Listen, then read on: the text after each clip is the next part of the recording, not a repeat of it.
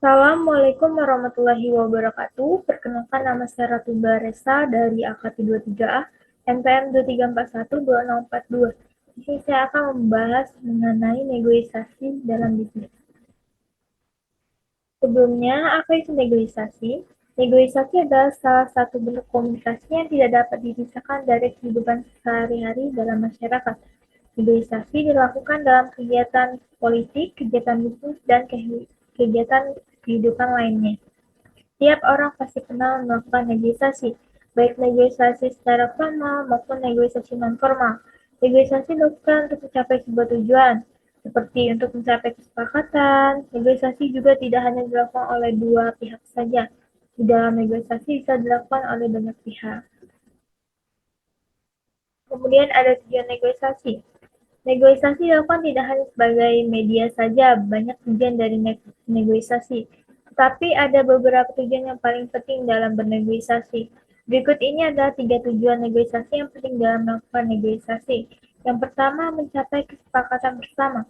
Tujuan pertama dari negosiasi adalah untuk mencapai kesepakatan bersama.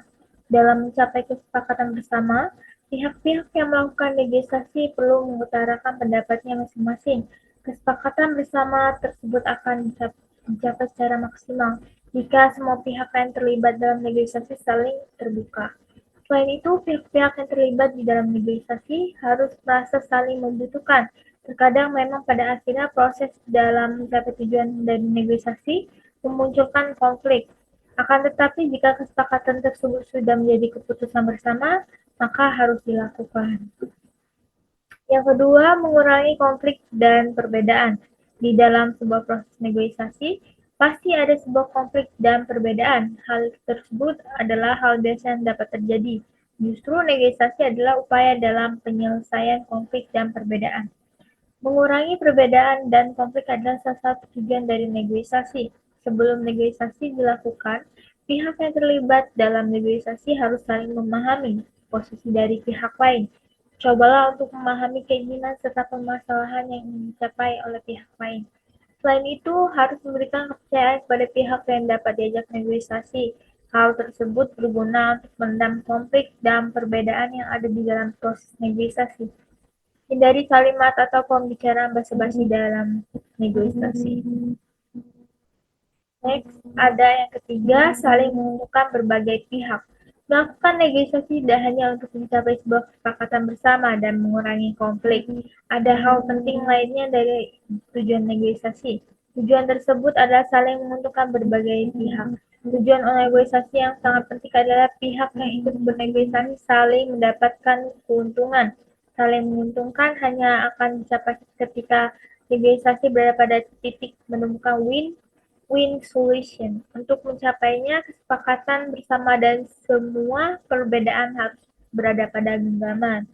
Hal ini akan membuat rasa kepercayaan saling terbangun, kerjasama pun dapat mulai dijalankan. Negosiasi pada hakikatnya tidak hanya mencapai sebuah kesepakatan, tetapi melakukan kerjasama yang akan saling menguntungkan semua pihak. Adapun tahapan-tahapan negosiasi. Tahapan yang harus dilalui ketika melakukan negosiasi berikutnya adalah tahapan dari bernegosiasi. Yang pertama, perencanaan dan persiapan. Tahap pertama yang harus dilalui adalah perencanaan dan persiapan. Proses dalam pengumpulan data akan sangat dibutuhkan. Tujuannya adalah untuk mendukung posisi ketika bernegosiasi. Kita, kita ketika menyampaikan sebuah argumen dalam mendukung posisi harus dilakukan dengan bijaksana. Yang kedua ada menentukan aturan. Tahap kedua adalah menentukan sebuah aturan. Proses proses ini seseorang harus menentukan garis besar dan aturan. Tujuannya adalah untuk menentukan apa yang akan dinegosiasikan. Yang ketiga ada penjelasan. Tahap selanjutnya adalah penjelasan. Pada tahap ini masing-masing pihak harus saling mengutarakan apa yang diinginkannya. Masing-masing pihak dapat memberikan sebuah dokumentasi atau pemaparan secara jelas. Hal tersebut dibutuhkan untuk mendukung posisi masing-masing pihak. Yang keempat ada tawar-menawar dan penyelesaian masalah. Tahapan keempat adalah tawar-menawar. Ketika selesai maka dilanjutkan dengan penyelesaian masalah. Yang kelima ada penutupan dan implementasi. Tahap kelima ini adalah tahap terakhir dan melakukan negosiasi. Pada tahap ini, semua suatu akan diputuskan secara bersama-sama. Sebelum itu, ada beberapa hal yang harus diperhatikan. Kemudian di sini ada jenis negosiasi. Yang pertama, jumlah pihak yang terlibat atau negosiator. Yang kedua, situasi yang ada. Yang ketiga, keuntungan dan kerugian. Keuntungan dan kerugiannya ada beberapa macam negosiasi seperti kolaborasi, negosiasi dominasi, negosiasi akomodasi, dan yang terakhir ada negosiasi lose dan lose. Faktor utama dari negosiasi yaitu terdapat beberapa faktor yang harus diperhatikan oleh negosiator ketika melakukan negosiasi. Beberapa faktor yang harus diperhatikan adalah sebagai berikut. Yang pertama ada para pihak yang ikut serta.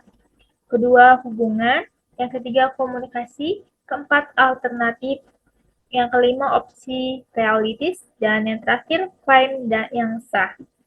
Baik, begitu yang bisa saya sampaikan. Kurang dan lebihnya mohon maaf. Terima kasih. Wassalamualaikum warahmatullahi wabarakatuh.